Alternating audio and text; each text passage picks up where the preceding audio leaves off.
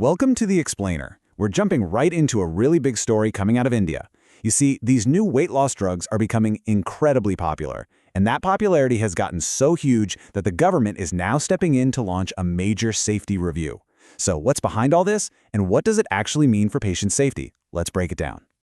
All right, here's what we're going to cover. First, we'll look at just how massive this market boom really is. Then we'll get into the government's response, their specific three-part plan, and what's really triggering all this scrutiny right now. After that, a quick look at the science of drug safety, and finally, we'll wrap up with what this all means for you.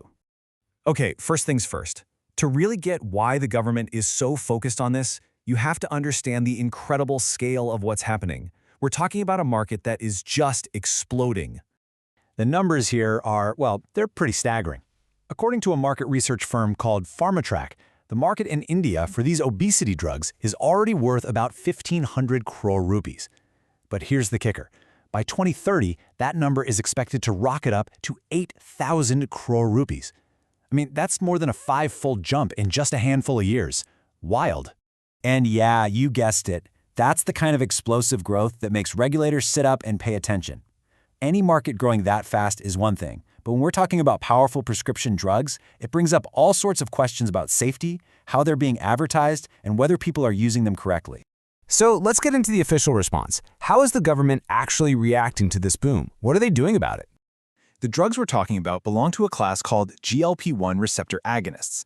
Now, you've probably heard of the active ingredient semaglutide. These medicines have become absolute blockbusters around the world, not just for diabetes, but more and more for weight loss. This quote from a senior official really nails the government's whole objective here. It's not about banning the drugs or anything like that. It's about building a really solid system to catch any potential safety issues early, document them, and then act on them quickly. So how are they going to do that? Well, they've given a key job to a group inside the health ministry called the Indian Pharmacopoeia Commission, or IPC. Their new task is to actively track any and all side effects, what they call adverse events, and put together regular reports. This is a really big deal because it makes the whole safety monitoring process systematic and continuous.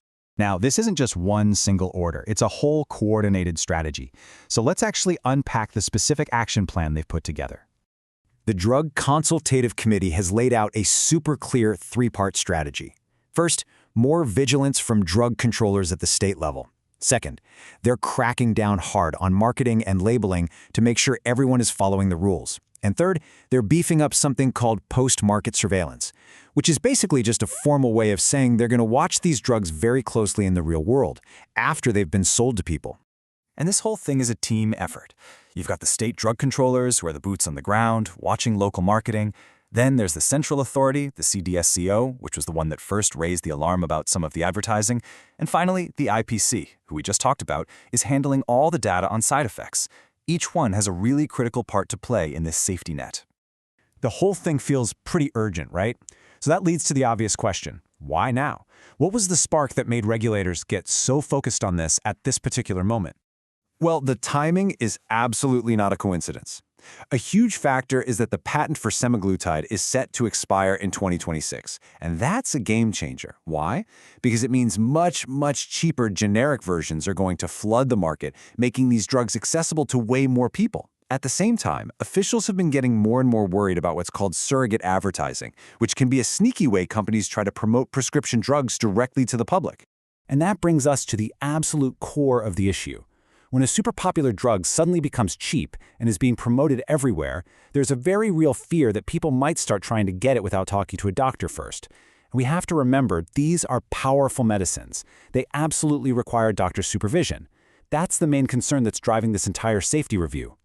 You know, this government action isn't just coming out of nowhere. It's actually part of a much bigger, well-established scientific field that's all about making sure our medicines are safe. And this brings up a really fascinating question, right? A drug goes through years of intense testing before it ever gets approved. But what happens after that? How do we keep tabs on its safety once millions of people are using it every day? The answer has a pretty cool name: pharmacovigilance.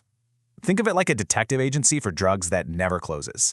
It's the science of constantly looking for, evaluating, and preventing any side effects or problems with a drug for its entire life on the market. This whole safety system being ramped up in India, it's a perfect real-world example of pharmacovigilance in action. Okay, let's bring this all home. What's the big picture here, and what does this really mean for patients in India? When you boil it all down, this whole effort is about being proactive instead of reactive. The government wants to have a strong safety net in place to protect people from two main things: misleading ads that could lead them to use a drug improperly, and any potential side effects that might show up as these drugs become more and more common. And this whole focus on pharmacovigilance just goes to show how complex and absolutely vital the science of drug safety is. For anyone who wants to learn more about how these systems work, or for companies that might need some expert help in this area, there are resources out there like SafeMedGlobal. This is exactly their specialty, ensuring drug safety and regulatory compliance. All their contact info is right there for you. Thanks for joining us on The Explainer.